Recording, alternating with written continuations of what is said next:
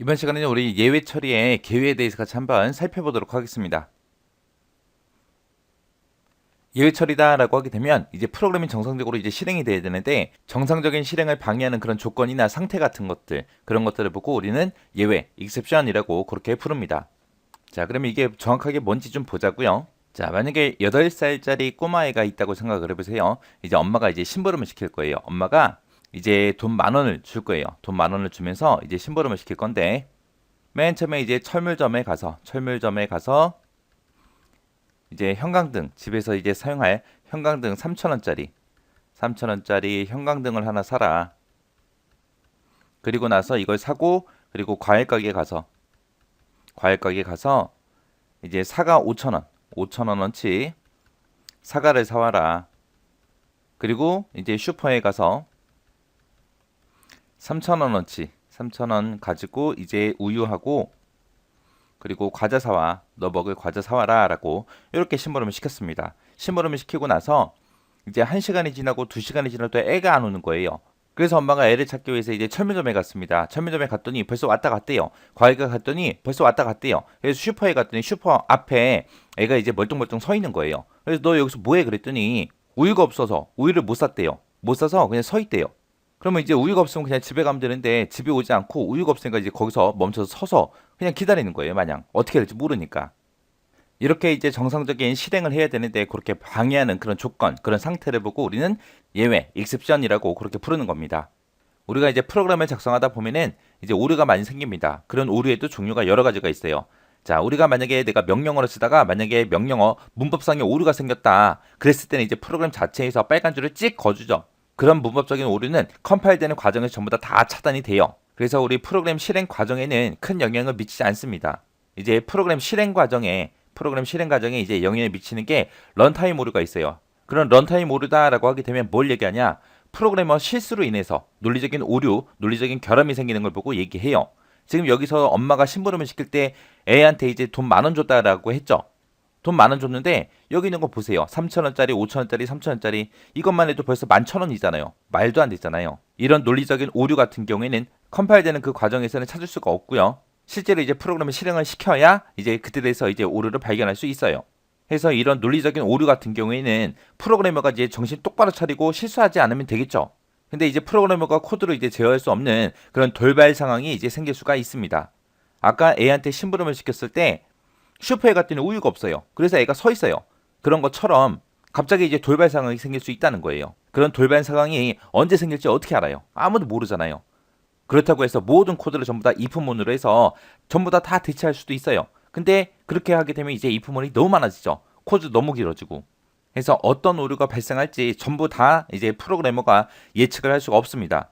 그래서 이제 프로그래밍 언어들은 일반적으로 이런 돌발 상황에 대처하기 위해서 예외 처리, exception handling이라는 걸 이제 사용하는 거예요. 해서 내가 프로그램 만들었는데 컴퓨터 하드웨어 중간에 이제 문제가 생길 수도 있는 거고요. 그리고 운영체제의 설정을 실수할 수도 있는 거고 라이브러리에 손상이 있어서 그 라이브러리에 접근을 못할 수도 있는 거고요. 사용자가 입력을 잘못했을 수도 있는 거고 받아들일 수 없는 그런 연산을 시킬 수도 있는 거고요. 할당하지 못하는 그런 기억 장치에 접근해라. 그런 식으로 이제 명령이 이제 일어날 수가 있겠죠. 이런 문제가 생겼을 때 이제 프로그래머가 해당 문제에 대비해서 작성해 놓은 그런 처리 루틴을 수행하도록 하는 걸 보고 우리가 예외 처리, exception handling이라고 그렇게 합니다. 그래서 예외가 발생했을 때 일반적인 그런 처리 루틴은 이제 프로그램을 종료시키거나 아니면 어떤 문제가 생겼는지 그걸 이제 사용자가 알 수 있게 로그로 그렇게 남깁니다. 해서 C++이다, A다다, 자바다, 아니면 자바스크립트다 이런 언어 같은 경우에는 예외 처리 기능이 내장되어 있습니다. 해당 프로그램에 전부 다 내장되어 있어서 이제 그걸 사용하면 되는데 그 외의 언어에서는 이제 예외 처리가 필요하다 그랬을 때 이제 조건문을 이용해서 예외 처리 루틴을 작성해 줘야 돼요. 그래서 예외 처리가 뭔지 그 개념만 정확하게 파악하시면 돼요. 자바에서 이제 예외 처리하는 것도 하나의 객체로 취급을 하고요. 이 예외 처리하는 거를 우리 java.lang라는 요 패키지에서 이제 제공을 해줍니다. 요 java.lang 요 패키지가 우리 자바에서 기본적으로 필요한 그런 인터페이스가 됐든 자료형이 됐든 예외 처리가 됐든 이런 기능을 전부 다 제공해주는 패키지라고 했어요. 그래서 얘가 가장 기본이 되는 그런 패키지이기 때문에 임포트문 없이도 사용할 수 있죠. 이때 이제 예외 처리할 때 이제 사용하는 명령어가 try catch라는 요 명령어를 이제 사용해서 우리가 예외 처리를 합니다. 그래서 맨 처음에 try라고 먼저 써주고요. 그 뒤에다가 거기다 이제 예외가 발생할 가능성이 높은 그런 코드 있죠. 그거를 이제 써줘요. 써주면 그곳에 있는 코드를 먼저 수행하다가 만약에 예외가 발생했다라고 하게 되면 그 예외 처리하는 캐치 블록으로 이동을 해요. 이동을 해서 예외 처리 코드를 수행합니다. 그럼 이제 트라이 블럭에서 이제 처리하던 그 코드에서 중간에 이제 캐치 블록 이동할 거 아니에요. 그 예외가 발생한 이후에 그런 코드들은 실행이 되지 않습니다. 그리고 우리가 트라이라고 써주고 이제 캐치를 이제 여러 개 작성할 수 있는데 그 캐치 블럭에서 선언한 그런 변수들 있죠. 그런 변수들은 해당 캐치 블럭에서만 유효해요. 그 안에서만 이제 쓸 수 있다는 거고요. 그리고 우리가 if가 됐든 for처럼 if 안에다가 또 다른 if, for 안에다가 또 다른 for를 쓸 수 있듯이 이 트라이 캐치도 마찬가지로 트라이 캐치 요 안에다가 또 다른 트라이 캐치를 또 쓸 수 있어요. 그리고 if가 됐든 for가 됐든 그런 곳에서 이제 실행할 명령어가 여러 줄 있을 때 우리가 중괄호로 묶어준다 그랬는데 이 트라이 캐치 같은 경우에는 실행 코드가 만약에 한 줄이에요. 한 줄이라도 이 중괄호로 반드시 묶어줘야 됩니다. 그래서 트라이 캐치에서는 중괄호를 생략할 수 있다 없다? 생략할 수가 없더라. 무조건 써야 되더라. 자, 예외 처리의 이런 특징 잘 기억하고 계셔야 돼요. 프로그램 코딩과 관련된 다음 설명에서 가로 안에 이제 공통적으로 뭐가 들어가냐 그 용어를 쓰시오 그러고 나왔습니다. 자, 여기 보니까 이제 프로그램의 정상적인 실행을 방해하는 조건이나 상태를 땡땡이라고 한대요. 정상적인 실행을 방해하는 그런 조건이나 상태를 보고 우리는 예외라고 하죠. 여기까지만 봐도 여러분들은 정답이 나와야 됩니다. 그래서 예외가 발생했을 때 일반적인 처리 루틴은 프로그램을 종료시키거나 로그를 남기도록 하는 것이다.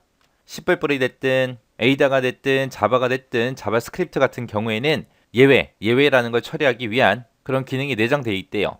그리고 예외는 컴퓨터 하드웨어 문제, 그리고 운영체제 설정 실수, 라이브러리 손상 이런 다양한 원인에 의해서 발생할 수 있다. 그래서 이런 걸 보고 우리는 예외라고 하는 거죠. 그래서 정답은 예외, exception 하고 이렇게 써주면 되겠죠.